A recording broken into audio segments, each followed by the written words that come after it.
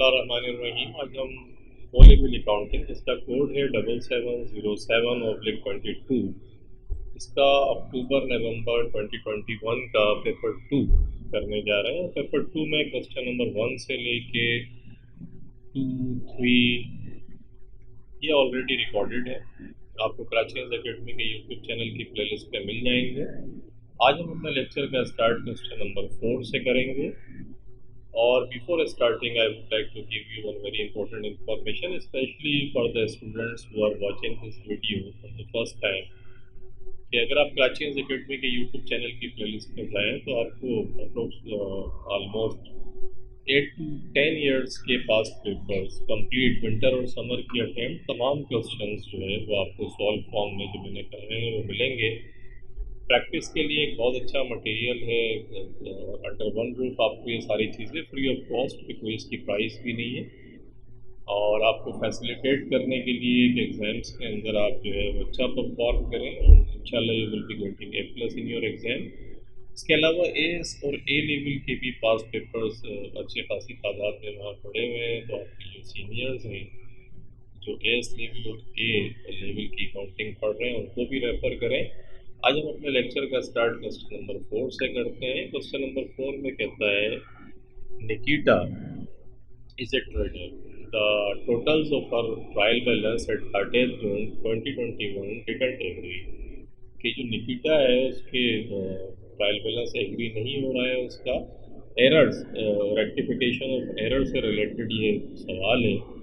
और अगर आपके कंसेप्ट रेक्टिफिकेशन ऑफ एरर से रिलेटेड सही नहीं है तो अगर आप कराची एकेडमी के यूट्यूब चैनल की प्लेलिस्ट पे जाएं तो एक फोल्डर आपको मिलेगा रेक्टिफिकेशन ऑफ एरर्स के नाम से।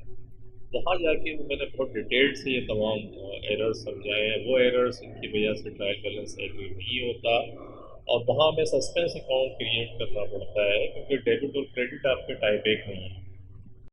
बाद में जब वो एरर डिस्कवर्ड होते हैं तो फिर आप उसकी रेक्टिफिकेशन कर देते हैं, और वो एरर्स जो एरर्स हैं तो सही लेकिन उनकी वजह से ट्रायल बैलेंस पे कोई इफेक्ट ट्रायल बैलेंस अफेक्टेड नहीं होता और उसके डेबिट और क्रेडिट्स जो है वो इक्वल होते हैं।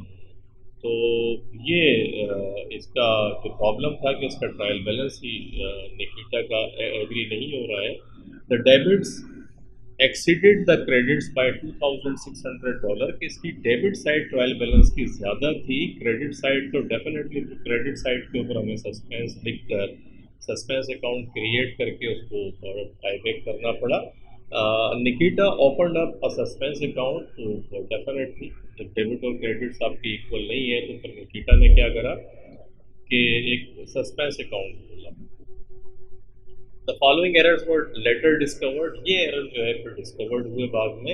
Insurance of 2500 had been entered as 4500, तो 4500 का मकसद है कि मेरे भाई इन दोनों का डिफरेंस जो है वो 2000 बनता है, तो 2000 से इंश्योरेंस को आपने ज़्यादा, इंश्योरेंस एक एक्सपेंस है आपको पता है, वो आपने ज़्यादा रिकॉर्ड कर लिया।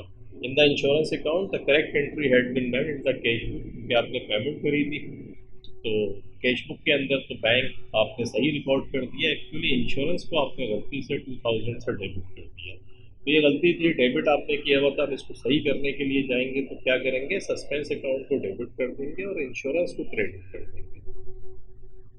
इंश्योरेंस को क्यों क्रेडिट करेंगे, क्योंकि वो डेबिट गलती से ज़्यादा हो गया, उसे क्रेडिट कर देंगे। और सस्पेंस जो हमने खोला था क्रेडिट साइड पे, सस्पेंस को एक डेबिट करेंगे और इंश्योरेंस को सही कर लेंगे क्रेडिट करके। तो ये एंट्री हो गई। उसके बाद कहता है the totals of the discount received column in the cash book of $500 had been debited to the discount allowed account in the journal ledger, के जर्नल लेजर में एक डिस्काउंट रिसीव्ड। डिस्काउंट रिसीव्ड क्या होता है, जो आप सप्लायर से आपको मिलता है वो इनकम में आती है।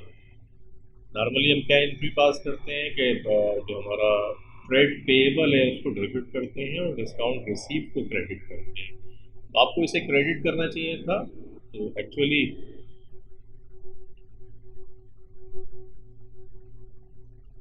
Total of the discount receipt in cash book का मकसद आप समझ रहे हैं कि कैश बुक के अंदर आपने सप्लायर को पेमेंट की होगी तो पेमेंट तो सही रिकॉर्ड हो गई, लेकिन जो डिस्काउंट आपको मिला वो भी कैश बुक के अंदर। कैश बुक आपको पता है ना, डिस्काउंट रिसीव्ड और डिस्काउंट रिसीव्ड क्रेडिट आपका क्रेडिट साइड के ऊपर होता है, डिस्काउंट अलाउड जो है वो डेबिट साइड के ऊपर होता है कैश बुक की।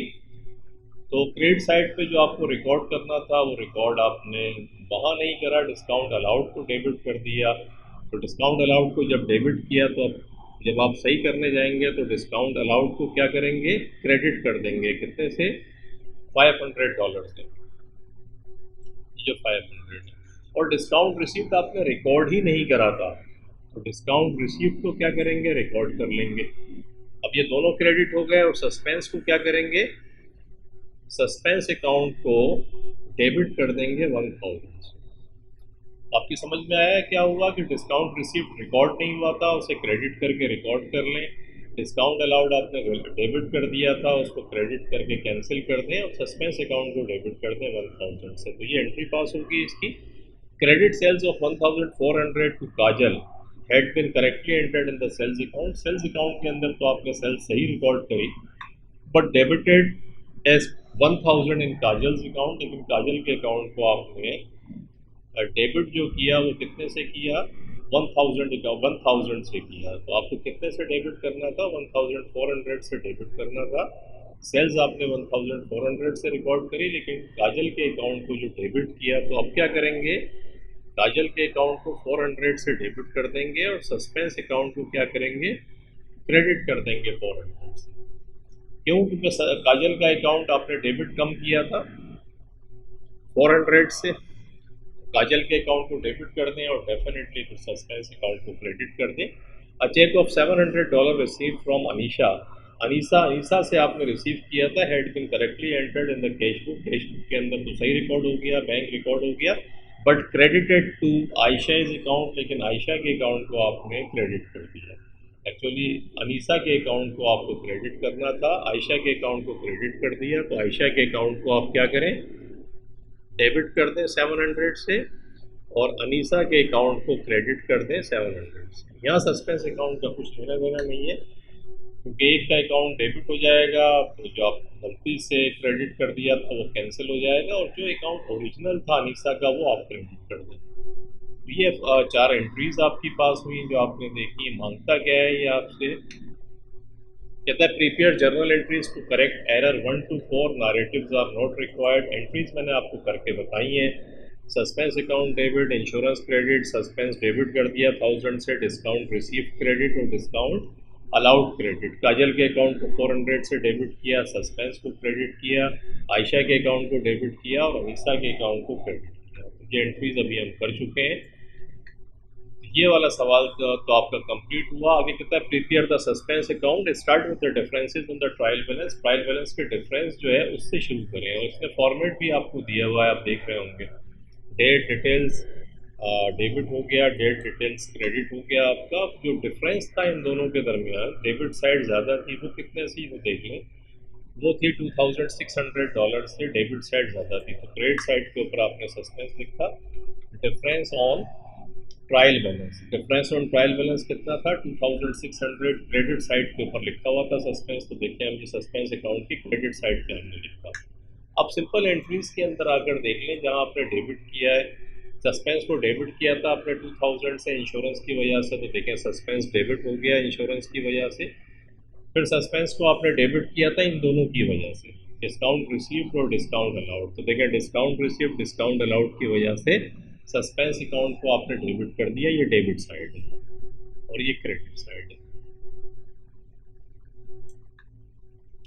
उसके बाद काजल के अकाउंट को डेबिट किया, सस्पेंस को क्रेडिट किया 400 से, तो देखें ये सस्पेंस अकाउंट क्रेडिट हो गया 400 से। और चौथी एंट्री जो थी उसमें तो कुछ सस्पेंस का जिक्र ही नहीं है, तो यहाँ ख़त्म हो गया कि 2600 ये है, 400 को प्लस किया 3000 हो गया, 2000 और ये 3000। तो इसका मकसद है debits and credits are equal. तो सस्पेंस अकाउंट आपका ख़त्म हो गया, कोई बैलेंस नहीं है इसका। तो ये स्टोरी फिनिश आपकी। आगे आते हैं।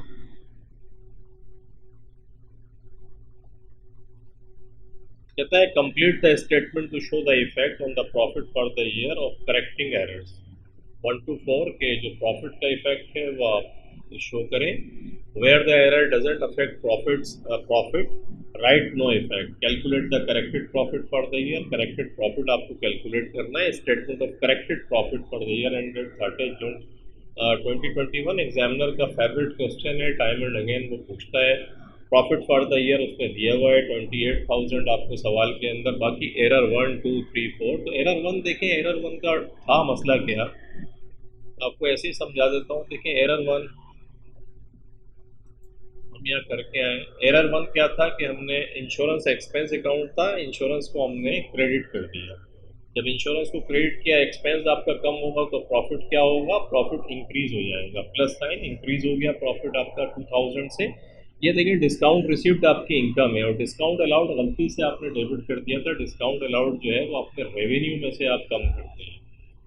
सेल्स जो होती है उसमें से जब डिस्काउंट अलाउड एक सम सॉर्ट ऑफ एक्सपेंस है आपका, जो सेल्स आपने जनरेट करी और क्रेडिट सेल्स, और वहाँ पर डिस्काउंट आपने अपने कस्टमर को दिया, तो सम सॉर्ट ऑफ एक्सपेंस है। जब ये discount allowed expense debit side पे आपने रिकॉर्ड किया था तो आपकी प्रॉफिट कम हो गया था। अब आप इसको क्रेडिट कर रहे हैं और डिस्काउंट रिसीव भी आपकी इनकम है, तो दो अकाउंट आपके हो रहे हैं, तो प्रॉफिट जो है इनकी वजह से भी इंक्रीज हो। एक तो आपने डिस्काउंट अलाउड गलत प्रॉफिट डेबिट प्रॉफिट कम किया हुआ था, वो सही हो जाएगा, प्रॉफिट बढ़ेगा। एक डिस्काउंट रिसीव का प्रॉफिट, तो 1000 से प्रॉफिट इंक्रीज होगा। काजल का अकाउंट, ये काजल का अकाउंट स्टेटमेंट ऑफ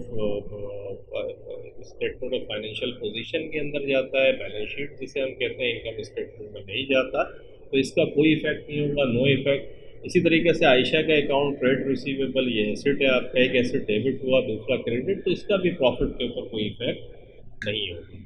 तो दो का होगा और दोनों की वजह से प्रॉफिट आपका बढ़ेगा। तो आप देख रहे हैं यहाँ पे एरर 1 क्या है, इंक्रीज इन प्रॉफिट में समझा के आ रहा हूँ, 2000 का प्रॉफिट बढ़ेगा। एरर 2 के अंदर भी 1000 का प्रॉफिट इंक्रीज होगा। एरर 3 का नो इफेक्ट, और एरर 4 का भी नो इफेक्ट। तो एक्चुअली आपका प्रॉफिट 3000 से बढ़ा, 28,000 का था, 3000 से बढ़ा, तो corrected profit for the year 31,000 आपका आ गया। ये भी आपका पार्ट कंप्लीट हो गया, एंड आई थिंक यहाँ ये सवाल ख़त्म होता है। ज़िंदगी आसान है हमारी। अब हम इंशाल्लाह मिलेंगे क्वेश्चन नंबर 5 के साथ। टेक केयर, अपना बहुत ख्याल रखिएगा। अल्लाह हाफ़िज़।